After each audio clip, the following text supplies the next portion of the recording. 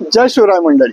वडगावचा फक्कड बाबा हा शब्द ऐकल्यानंतर आपल्याला काय वाटतं? एखादा पीर असेल, एखादा दर्गा असेल किंवा एखादा तांत्रिक बाबा असेल, पण याची वास्तव ऐकल्यानंतर तुम्हाला आश्चर्याचा धक्का बसल्याशिवाय राहणार नाही.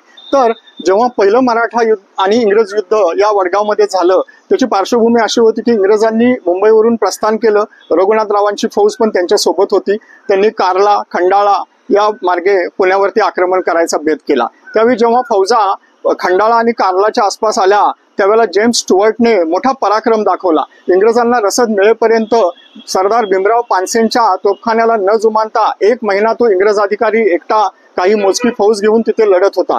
त्याचा हा पराक्रम पाहून पुढे जाऊन त्याचा कारल्यामध्ये महाजी शिंदेच्या फौजेकडून तो मारला गेला. पण त्याचा पराक्रम पाहून त्याला फाकडा हा शब्द मराठ्यांनी दिला. फाकडा हा शब्द त्यावेळी सर्वोच्च पराक्रम करणाऱ्या माणसाला द्यायला जायचा. मोजक्याच लोकांना फाकडा हे बिरुद मिळालं होतं, म्हणून त्याला फक्कड बाबा असं त्याचा पुढे अपभ्रंश झाला आणि जेम्स स्टुअर्टचा इस्टूर फाकडा असं नाव ते पडलं आणि ते या वडगावच्या लढाईमध्ये तो प्रसिद्ध झाला. त्याचं पुढे जाऊन इंग्रजांनी छोटंसं स्तंभ मळवली या गावी उभारला. त्याचं अक्षरशः आपल्या लोकांनी दर्ग्यामध्ये रूपांतर केलंय. कधी मळवलीच्या तहसील कार्यालयात जर गेला तर अजूनही तिथे इस्टूर फाकड्याचा दर्गा तुम्हाला पाहायला मिळतो.